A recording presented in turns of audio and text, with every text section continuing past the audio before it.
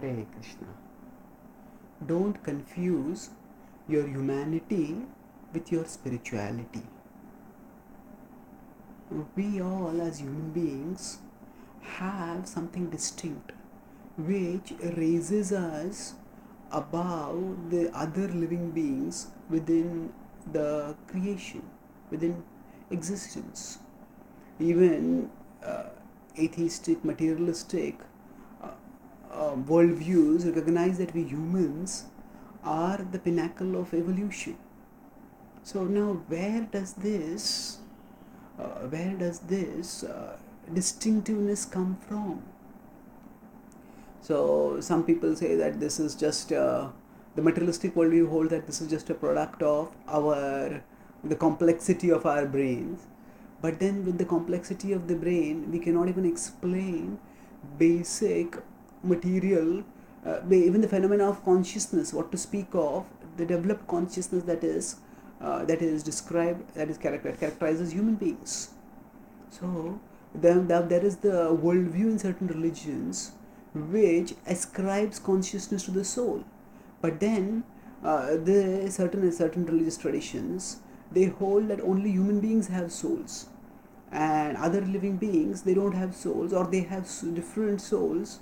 They have souls of a different category, and because the souls are of a different category, so for example, in the Christian tradition, they hold that there are different kinds of souls. According to one school of thought, there are vegetative souls which are present in plants, and then there are sentient souls, and then there are rational souls, and that those the soul which possess rationality, that is present only in humans. So the other souls are not really considered souls in that sense. So now here, by such a worldview, our spirituality and our humanity are equaled. So rather than recognizing that our spirituality comes from our spiritual essence, our soul, here the spirituality and the humanity are conflated together. The Bhagavad Gita doesn't make such a mistake. The Bhagavad Gita explains that the body is like a dress and the soul is who we essentially are. And in the human form, the covering on the soul is less, and that's why the soul's consciousness is more manifested than in other species.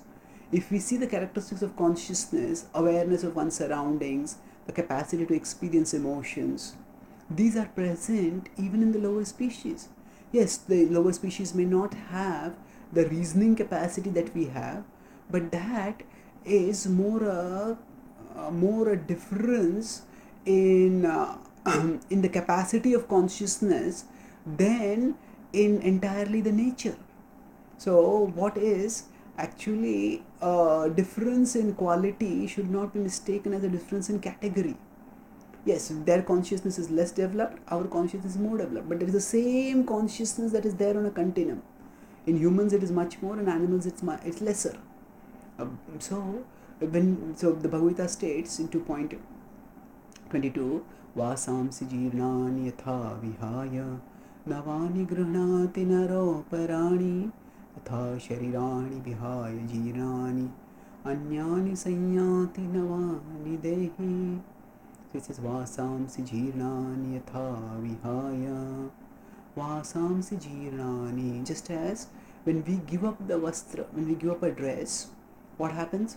Yatha vihaya, we give up that dress, and then navani grihnati naro parani, we take up a new dress. Tatha sharirani vihaya jirnani, similarly we give up an old dress, old body, and we take up a new body. Navani, we attain a new body. So basically this body is just like a dress. So whether it's an animal dress or a human dress, it's just a dress for the soul. And that's why sometimes even animals may exhibit spiritual consciousness. The soul has earlier been in human body and then later has fallen to animal body because of some reason. The soul, that animal exhibits spiritual interest, spiritual inclinations. And that is not just a miracle of God. Yes, it is a miracle of God in the sense that it is not usually seen, but that is also because of the potential of the soul which is always present in the body and which is now expressed in this situation, in this exceptional situation. So often when we think only we humans are spiritual, in the sense that we have a special kind, we have only we alone have souls, or we have special kind of souls, then we end up uh, having an anthropocentric worldview. Anthropocentrism is to think that we humans are the center of the world, and with the anthropocentric worldview, we actually uh, we actually despiritualize, dehumanize, and desacralize the rest of creation. We start treating animals and plants and everything else in nature as existing only for our purpose, and this is a very destructive view, exploitative and destructive view of nature. To avoid such a view, if we see that, oh, I might, this animal which I want to slaughter and eat, I might have been this animal in my previous life, so let me not kill it. We get a more sanctified, a more spiritualized, a more humane view of nature when we understand that they too are all souls like we are. So Krishna says that in the 13th chapter, that when he's talking about the how the soul, same spiritual quality is present in all living beings. He talks about how यदा भूत पृथक भावम एकस्थम अनुपश्यति तद एव च विस्तारम ब्रह्म संपद्यते तदा यदा भूत पृथक भावम. So he says that bhuta prathak bhavam, different living beings have different natures. Yada bhuta prathak bhavam kastham anupashyati, although there are different bodily natures, but still ekastham anupashyati, one sees oneness in all of them. Tada eva cha vistaram, there is one spiritual nature which is manifested differently in all these living beings.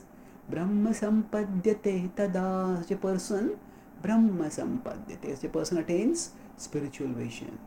So spiritual vision means not conflicting our humanity with our spirituality, but seeing spirituality as the thread of unity that links together all of existence, all living beings as parts of the same spiritual family. Thank you. Hare Krishna.